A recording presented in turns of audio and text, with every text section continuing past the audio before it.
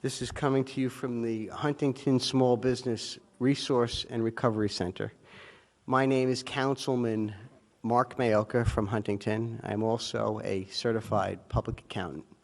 Before we start the program, I'd like to just point out to our residents and those that have suffered damages from Hurricane Sandy that the Internal Revenue Service is allowing you to take a casualty loss, and through a special proclamation, they have extended the time frame for which you can claim this casualty loss until October 15th of this year.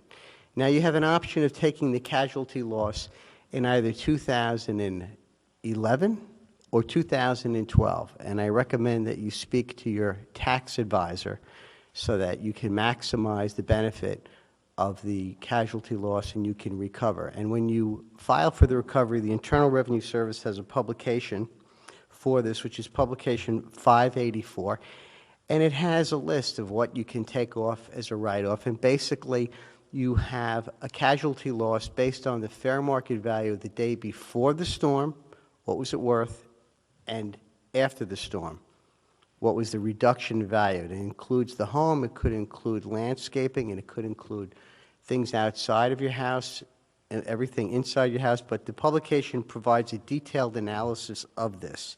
And when you file the return, make sure you write on top of it, New York Hurricane Sandy, and that will expedite your refund. Beginning our program today, we're going to focus on business recovery and what do I do now. Business interruptions happen. As weather events go, Superstorm Sandy ranks as one of the largest to hit our region in decades. The recovery includes people, process, technology, communication, culture, and finance. We're going to hear from a renowned panel of experts on how to take your business to the next level, given these trying times. You will learn new strategies and techniques to move your business forward. On my panel today, I have Pierre Lespinasse from the Stony Brook Small Business Development Company.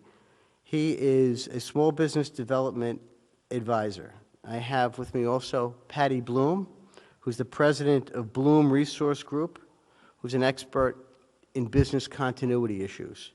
I also have Peter Rothman, who is the CIO of Alcott Human Resources, who is an expert in human resource technology. And I also have Liz D'Alessandro, the Director of Managed Services from DJJ Technologies, and she's an expert in telecommunications. We're going to talk about the components of business recovery, which are your people, your process, your culture, technology, communication, and of course, finance.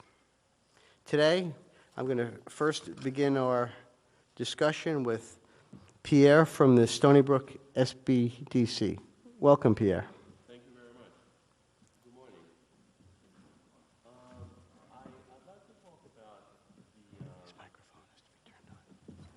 I'd like to talk about the different programs that have been offered to help businesses that have suffered losses due to Hurricane Sandy. But prior to going through the list of programs, what I'd like to do is simply talk about the type of preparation that you need to make prior to even thinking of what program that you should access. All of these programs have something in common, various degrees of intensity, but it's all about documentation. You cannot escape that. The better you document your losses, the better you organize your paperwork, the faster you get through the process, and the more likely that you will be successful in getting a yes at the end of the process. Having said that, there are two big ones initiated by the government to help small businesses. The first one is the Small Business Administration, the SBA. the SBA has this huge program that helps businesses that have incurred A, physical damages, and 2, economic injury. Physical damage being, the walls caved in or something happened that you can document. If something physical happened to your plant. The other one is more abstract, but there are rules to establishing what is economic injury. Economic injury could be no one showed up for 2 weeks because people were busy or you weren't ready, you didn't have customers or your inventory was not up to par or whatever. So if you can calculate that, you can document it. One way of documenting economic injury, for example, is to look at what you would have made, what you did make last year compared to what you made after the storm. So you could say, I made $100,000. I would have made at least another $100,000 this year, but because of the storm, I only made $50,000. Hence, $50,000 worth of economic injury that you can claim. Now, this particular program, the Small Business Administration Program, is not a grant, meaning it is not free money. If you access this program, this is a loan. You have to pay for it, okay? And as we've said before, the loans are for businesses that have incurred physical damages or economic injury, and the terms are set. Here are the terms. It's a 4% loan if you have no other means of getting loans. If it can be proven that you could, if you wanted to, go to a bank and get the same amount of money, the rate then jumps up to 8%, which is still fairly good. The amount of loans that a business can possibly access is $2 million. Collaterals are required if you're going to borrow more than $14,000, and you get up to 30 years to pay for it. Okay. The next one is the New York Business Development Corporation loan. There's a $10 million emergency loan fund that has been set. And you can get loans from $5,000 to $25,000. The terms are 2 years, which is fairly quick, but the initial 6 months is 0 interest, and the following 18 months is 1% interest. As a side note, I would say this is a much easier loan to get than the SBA. So if you don't need more than $25,000, this is probably your best shot. The level of documentation is also less. By experience, I can say that the turnaround time is also much less than the SBA. Besides these two government-funded programs, there are a fairly good amount of local-based programs around. We'll cite the first one. The Nassau IDA has a loan program. The qualification is that you must be a business that with less than 100 employees. What you get actually is a tax exemption. You get exempted from New York State, Nassau County taxes up to $99,000 for anything that you may buy for rebuilding. Meaning, if you pay a contractor to repair your shop, the taxes that would apply to that qualifies to be exempted. A similar program is also in effect in Suffolk County. The Suffolk County IDA, the rules are slightly different. You must be a business with less than 25 employees, and the exemption is about the same. It's $100,000 for building materials but also equipment that got affected. National Grid also offers a program, but so far the National Grid program, as far as I have been able to ascertain, it's a $30 million program, but they're focusing on Queens, Brooklyn, and Staten Island. I still was not able to pinpoint or to to get definitive word on what's available for Long Islanders. There is an emergency grant of up to $250,000 for commercial, industrial, and multifamily housing customers. Then that goes also to offset the cost of reconstruction and restoring business activity. But again, it's not a Long Island type program. Another organization is the Empire State Development Corporation. This one is a pre-application, meaning this program is on its way. This program, the policies and the particulars of the program have to be defined, but it's good to get online. There's a $1.7 billion federal HUD block grant for disaster recovery that they are accessing. They are now accepting pre-applications. You must be a business with less than 100 employees. This one is it's going to be a two-part type program. There's a grant part, but there'll also be a loan part. The grant part will go up to $50,000, and it'll be for physical damage or inventory losses. And if you are engaged in the business of tourism, like if you're a hotel, or even if you're a local shop, but your customer base is more like tourists that visit Long Island, you can access up to $20,000 of this grant program. The other part of the program will also be loans. This goes up to $1 million. The interest rate will be less than 2%. It's not firm yet, but less than 2%, and you will have 7 years to repay. Now, I want to talk about the small business development centers, one of which I'm part of. We are located on the campus of Stony Brook. And this is how we can help you. If you come to the center, we can help you to navigate through the application process. But basically, remember, you still have to provide all of the information that is requested. What I tell my customers is this: start with the hardest one. Start with the SBA. Look at the requirement for the SBA. If you can pull together all the documentation for the SBA, then you can sail through all of the other programs without much headaches or without a lot of trouble. We at the center, we are a free counseling service.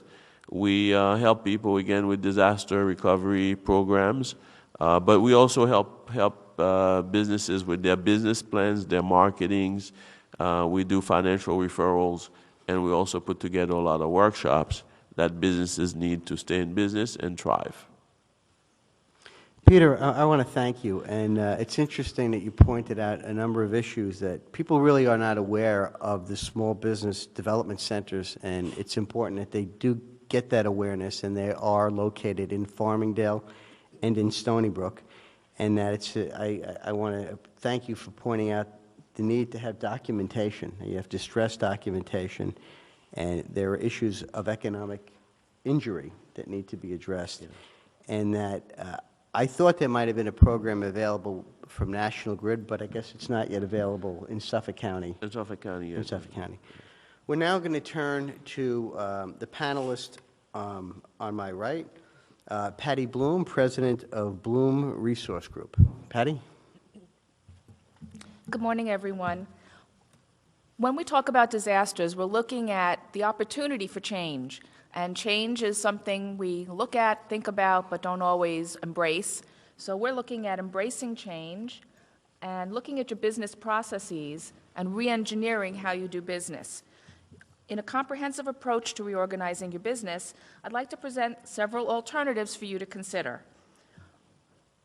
When considering how to integrate all aspects of business operations, think beyond the accounting and bookkeeping records, which include sales and customer relationship management, inventory, supply chain management, and online integration with vendors and customers. That brings us to the topic of implementing these new processing tools and integrating all aspects of your business, which can be achieved by an ERP or an enterprise resource planning solution. So once again, you might have unfortunately lost your records and your books due to the flooding or other issues. The idea is to have your information safe and secure in a place that's retrievable. So when I looked up ERP at Wikipedia, they talk about ERP systems integrate internal and external management of information across an entire organization, embracing finance, accounting, manufacturing, sales and service, customer relationship management, etc. The purpose of an ERP is to facilitate the flow of information between all business functions inside the boundaries of an organization and manage the connections to outside stakeholders. This is a diagram of a typical ERP system. It's one large system that includes all aspects of your business in one group of fully integrated modules. For example, you have workflow management, communication, knowledge base, report writing, information management systems, document imaging, customer service, and others.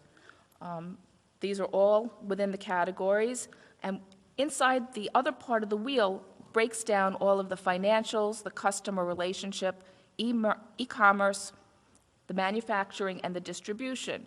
Every one of those segments requires a system for them to operate, and the idea is to have one system that's fully integrated so your information is retrievable and operational throughout the course of business.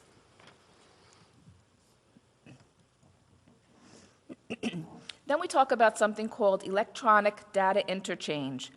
Wikipedia again describes that as a method for transferring data between different computer systems or computer networks.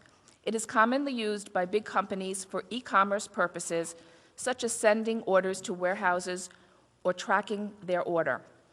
In 1996, NIST, the National Institute of Standards and Technology, defined EDI, or electronic data interchange, as the computer-to-computer interchange of strictly formatted messages that represent documents other than monetary instruments. EDI implies a sequence of messages between two parties, either of whom may serve as the originator or the recipient. The formatted data representing the documents may be transmitted from originator to recipient via telecommunications or physically transported on electronic storage media. So what this really means is that being online with your vendors allows you to better manage your cash flow, reduce errors, and provide customer service. Another component to business process is something we call business intelligence.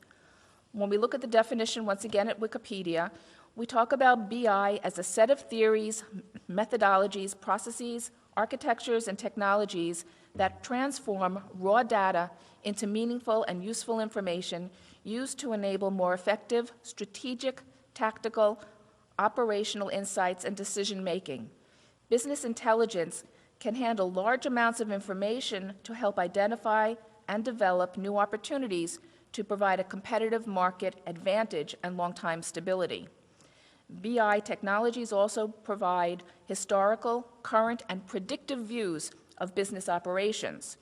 Common functions of business intelligence technologies are reporting, online analytical processing, analytics, data mining, process mining, complex event processing, business performance management, and more.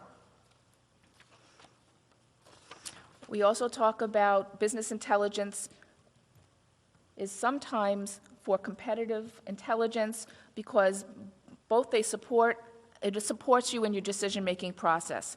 By using these processes and applications, you can analyze mostly internal structured data and business processes, while competitive intelligence gathers analysis and disseminates information with a topical focus on company competitors.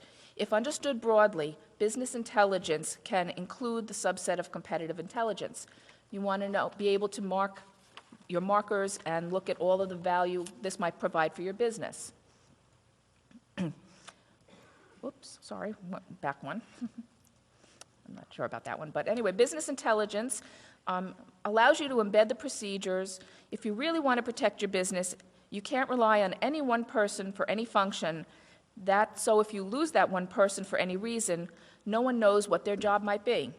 A good business person will not only make sure that all job functions are documented, but will embed the procedures into the middle of the enterprise software. For example, if you're a government contractor, in order for you to bill the government, the contract may require certain documents to be attached to the invoice for payment. If your software does not alert you or your staff person that documents might be missing and your attachments may not be there, then you're going to be delayed and your invoice may not get paid, or at least delayed in that sense. And you have to look at the value of business intelligence and what is the cost against that and to your business. And business processes include many things, including all of these documents and management of workflow management. Which brings us to a discussion of the cloud. We talk about the cloud because there are many ways to manage your business processes. You could do that internally on a server in your location, internal processes, internal software, multiple software systems that you would personally purchase, manage, and maintain. Or you can go to a third-party service provider and look at other options that will free you up to focus on business. When we look at certain components and risks versus reward of going to the cloud, we look at data storage, software as a service, ASP, and other software solutions, also staffing as a service.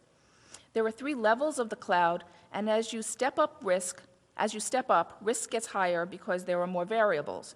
But as you increase steps, the risk of business interruption goes down. So like any risk-reward model, it's a balancing act. The naysayers will only focus on risk. The business person would and should focus on reward measured against that risk. Never look at any one element in isolation. Weigh all the components, weigh all the risks, weigh all the rewards. So in a comprehensive approach, business processes come in many shapes and sizes.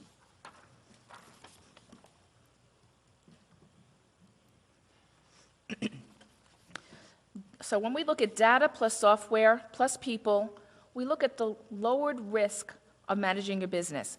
As a business makes use of one or more of the above components on a graduated basis, C-level executives must evaluate the risks of each versus the rewards attributable to lower risk of business interruption. C-level executives must take a special effort to obtain independent and objective advice, not always available from CIOs or CTOs. Again, looking at risk versus reward. When we talk about the cost benefits of the 3 cloud components, we talk about, again, risk, cost, and rewards. And this slide illustrates the cost component. Simply stated, as you add more service, you pay less for the overall operation. So I would like to draw your attention to the effects on total costs. That bundled packages offered by service cloud providers now include data storage at 0 cost, application software at 0 cost, and staff at a reduced cost. That's the advantage of using a third-party provider to help you manage your business workflow and business operations. An example would be, we're all familiar with ADP. ADP started about 25 years ago. They said, why can't we help you do your payroll more efficiently, faster, less expensively, and free you up to do what you need to do to run your business? Now we're looking at expanding all of these aspects to the rest of the back office.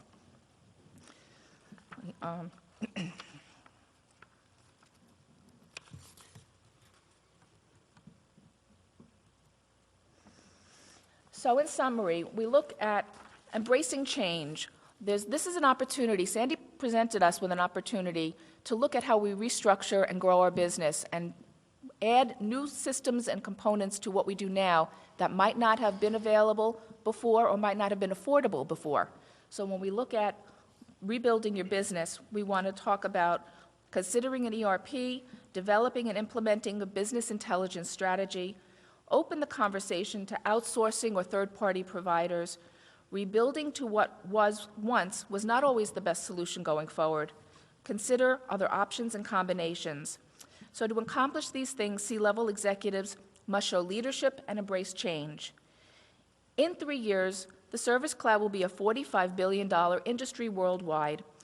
Now it's only a few billion, but these trends are here to stay, and we will have an enormous effect, and it will have an enormous effect on business continuity and the way business is conducted throughout the world.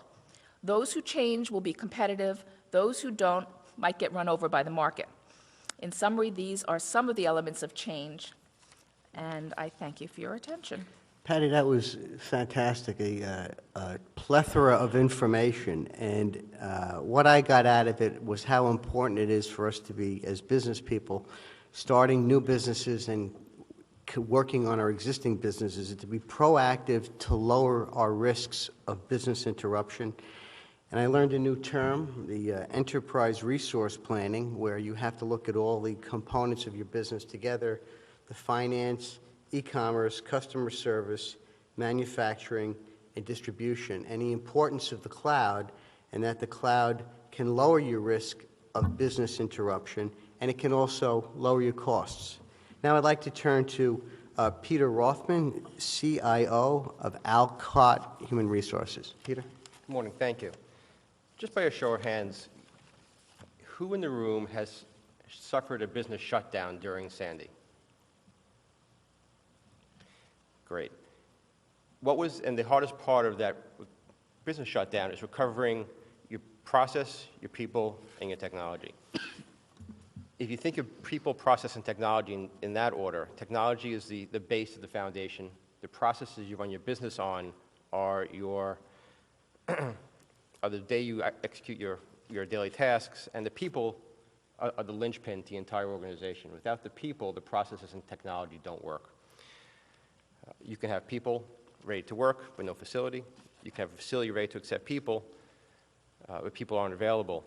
So the key to recovery in any disaster is to make sure you have a way to manage both and to plan ahead. Excuse me. There's a tremendous human side of business continuity planning. How many people in the room have business continuity plans?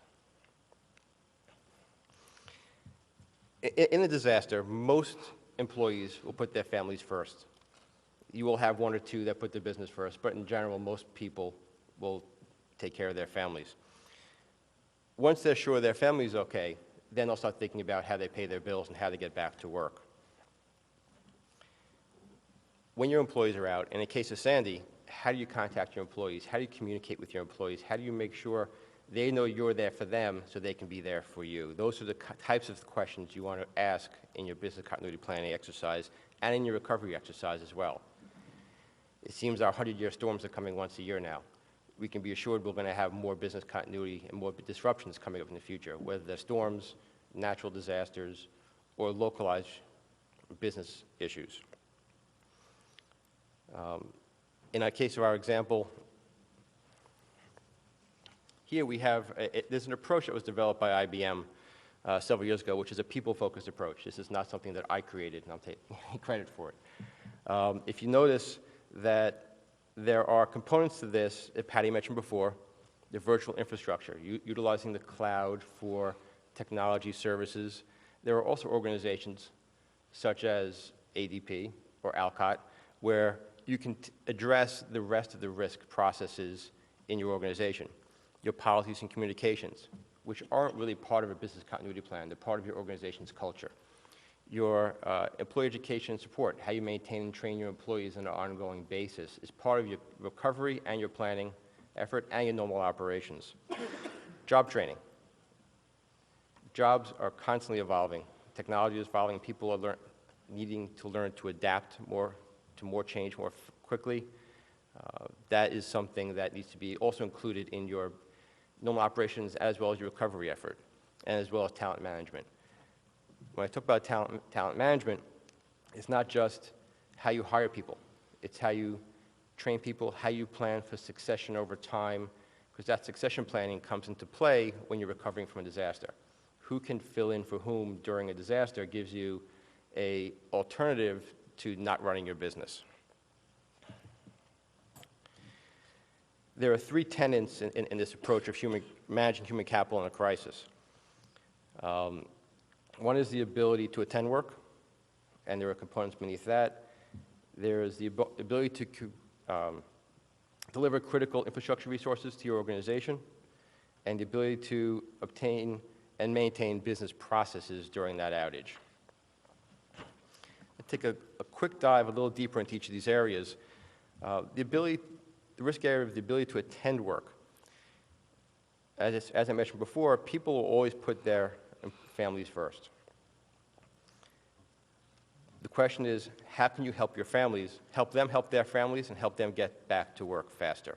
There are lots of programs, too many to mention in the short amount of time I have this morning, to help facilitate that and really create that unique relationship with your employees and your organization to help them want to be there in a recovery effort. How do they get to work? I know during Sandy, there were trees down on both sides of my house, and I couldn't drive out of my house. So how am I getting there? Do I telecommute? Do I have alternate means of getting to my organization's systems and processes to keep the organization running? And absenteeism and grief. This is a traumatic experience. Any disaster is a traumatic experience, whether it be a regional disaster like we encountered or one local to your business. How do you help employees deal with that? Managing through those human resource issues are things that will take your focus away from your business, and things if you plan for in advance with the right partners, with the right consultants, with the right tools, we'll be able to help mitigate that risk. The ability to deliver core services. Patty touched on this briefly before. Core services are communications, your systems, your business processes, how you service your customers. Maintaining that level of customer service during a disaster is a sign of an organization that spent a lot of time managing and planning against risk, and I would highly recommend that there are some great risk analysis tools. I know the SBA has some, and as well as others, to help really to identify risk areas of your organization, and help prioritize them, and then how to remediate those risks in event of normal operations and disaster. Maintaining payroll for your organization and employees is essential in disaster. While they're dealing with their personal issues, they're also thinking about how they're going to pay their bills. How they're going to pay their bills is directly tied to where they receive their paycheck from and how you fund your payroll during an outage. So managing that risk proactively and not reactively is one critical area to organizations' business continuity and recovery efforts. Everything we've been through in the last couple of months with Sandy is a tremendous learning experience for every organization, and they should capitalize on that opportunity to look back and understand where their shortfalls were and how to prevent it from happening in the future. One of the other area and tenet of this approach is to maintain business operations. It's important to stay in contact with your employees, to give them constant feedback by some means or another. There are many tools. You can have a business continuity website. You can have a telephone number they can call into to get updates in your organization. You can send out email blasts. You can send out text message blasts. To be able to give them that constant feedback and communications, to give them that assurance that there is a plan in place, the plan is being followed, and things will be remediated over time. Organizations also need to plan for the event that leaders are unavailable to return to work. If one of the strategic leaders of an organization is not available, who do they get their communications from? I mentioned before succession planning, making sure that somebody has ownership and is a backup to that individual in that communications and recovery process is critical.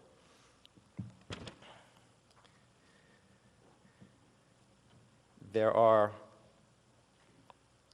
as I've mentioned before, we need to use this disaster as a learning experience. Well, every company needs to ensure they have the right policies and procedures in place with regard to their staff. Teach employees how to properly prepare and respond for different types of disasters. We experienced one that was regional. There may be disasters that only affect your organization, and they all need to be handled and addressed differently. Take advantage of the technology. There's Patty mentioned cloud technologies that are available today to mitigate the risk. Those are great ways to mitigate risk for small to medium-sized businesses. A lot of large businesses are adopting those risks. If you have an email server in your organization, email is a commodity these days. There's plenty of software as a service email vendors where you can ensure your communications are available to your employees in a disaster in case you lose power or communications in your facility. Every organization needs to identify mission-critical business processes. Not every business process is mission-critical in a disaster. Those that deliver key services need to be restored first and prioritized that way, and then slowly but surely over time you restore the non-mission-critical processes. Talent management is critical as well. Job descriptions for every employee are part of every business continuity plan. Job descriptions help you, and should an employee not be able to return back to work, replace that employee a lot quicker and easier. And the HR systems we use need to be able to handle and monitor crisis communications and management over time as well. Peter, thank you. It's interesting to have a look at business continuity planning from a human resource, human capital way of looking at things, and how important it is to continue the lines of communications between all of your employees during a disaster, and how important it is to preserve and protect your employees and their families. Now I'm going to turn to Liz D'Alessandro, the Director of Managed Services for DJJ Technologies. Liz? Thank you. Good morning, everyone. I think Superstorm Sandy really brought to light the need for real-time business continuity. But this truly is something that's become a need in just everyday business. Even though Superstorm Sandy really raised the bar on us, starting to have seminars and look at what's going on, there's no question about it that enterprise business has been looking more and more at this. And if we flip to the next slide, thank you, Patty. In our just It's just hung up for 1 second, sorry. okay, no problem. What we'll see on the next slide is a business continuum. There we go. And as DJJ Technologies, we're a communications consulting company. We're out meeting with clients every day, whether it be that small business that has just 5 or 10 end users with one location, or all the way up to that enterprise client that has multiple locations and offices throughout the country and even in the globe. But regardless of whether you're enterprise or you're a small business, this continuum really says it all. Everyone's all over the map, from having disparate systems, siloed, all the way up to they've got a convergence plan and they've got, their business continuity put together. Patty? Thank you. But what's happening today is it's not just the superstorm, that kind of is affecting business, but it's really just this rapid evolving work environment that's causing us to have a need to get outside that brick and mortar, because our employees are looking for flexible scheduling, ways to be able to work from home or to work on the road so that they can be more effective and efficient and to be more responsive to their internal clients as well as their external clients. And so the new challenge really comes to, well, how do we deliver that? How are we able to create this environment where we can get outside that brick and mortar, where we can be able to address being able to communicate with our customers wherever, whenever, anytime at all? So, the old world is really dedicated services, siloed back ends, and it's really moving to, one device. I've got a smartphone of some sort, and with that smartphone, I have all these applications that allow me to have a visibility inside my business and to be able to make use of applications inside my business, again, regardless of where I am and regardless of what may be happening inside the business.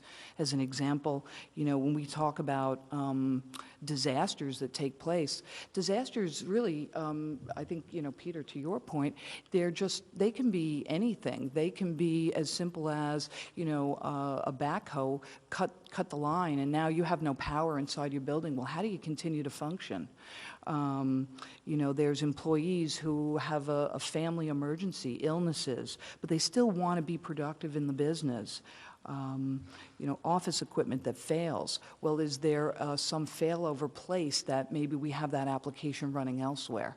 So that's all part of today's reality. So, the question comes to what route do you take? Is it that, you continue to stay in this siloed environment, or do you start to look at, well, how do I bring resources together? How do I leverage my applications and really share that across all my employees? Okay. What we focus on at DJJ is really finding ways to address all of these things, the flexible workforce, finding systems that are simple and scalable. Your business today may be one location with 5 or 10 employees, but you may be looking at a second location as you look to potentially expand your business, or you may be looking for ways to incorporate employees who can't get to your physical location, but would be great employees, but they need to work at home for one reason or another. Perhaps they're handicapped, or perhaps they have small children, or whatever that reason may be. So having the ability to have communication services that allow you to have that kind of versatility and also be able to plan for the future. So in today's world of telecommunications, we address voice, video, and data solutions, and we really treat them as all ways of being able to communicate with your, again, internal staff and also with your customers, whether it be on a desktop or a laptop or an iPad or a smartphone or even just the traditional hard phone. Okay, I've said it already, even tablets. And it doesn't matter if you're an Apple user or if you're on board with all of the Android devices. And that's the beauty of the types of technology that's available today, is that you can actually be anywhere. Think about this, you're traveling on business, you've got a small business, and you need to stay in touch with your customers, but you're traveling, you're either on the road locally or you're in an airport. The ability to be able to use an iPad and jump into an application and connect back to your phone system back at your office, utilizing the carrier services in your office that you've negotiated some great rates for, and be able to make and receive phone calls. And by the way, complement that with some video so that you can actually see the person on the other end, assuming they have a webcam and internet service. So it doesn't take a lot to be able to stay close to your customers with today's technology. Well, I keep getting ahead of my slides. Video for everyone. So, this is really about just maximizing your flexibility, being able to have centralized control regardless of where your services are located. To Patty's point earlier, she was talking about services being in the cloud, ERP and business intelligence, and all these types of services that allow you to lower your risk of business interruption and staying in communication with your employees and other customers. So getting control is very important, and technology today allows you to be able to do that. And of course, security is very key, right? We want to make sure that information that you hold near and dear in your business, your data information, needs to be secure. Well, that's also true in telecommunications sector. We need to make sure that home office worker has secure communications back to your primary location and things of that nature. So certainly security is a key factor. And we always want to protect investments, right? I mean, all of us have in our business, we have something already in place, whether it be some older switches in the data infrastructure or older servers, or it be some wiring that's there. So how do we leverage those things? And again, that's the stuff that when you start to look at business continuity and planning, you want to look at not just what do you have and how can you leverage it, but also then what things can you complement that with. Planning for the future is always a must. So whatever you do in your business continuity plan, you need to make sure that you're doing something for today, but you're also laying the correct foundation for the future. So that's really what I wanted to share with you. Technology, it's really everywhere and anywhere at any time. Liz, I want to thank you. You've made some very interesting points with regards to the communications issues, and that we are all moving, or we have already moved from a siloed environment to some environment where everything's bundled, because many of us have iPhones or smartphones, and you have instant messaging, you have email, you have video, so it's really moving to that environment. And I think all of our panelists would agree that the key here is to lower your business interruption risks through looking at the various disciplines we have here. And we're going to be available for questions after the program, and I would like to conclude the program now and thank Pierre. I want to thank Patty. I want to thank Peter and Liz. Thank you for coming. And this has been from the Huntington Small Business Resource and Recovery Center. And we're going to conclude our program now, and then everyone can come up and ask us questions. Thank you.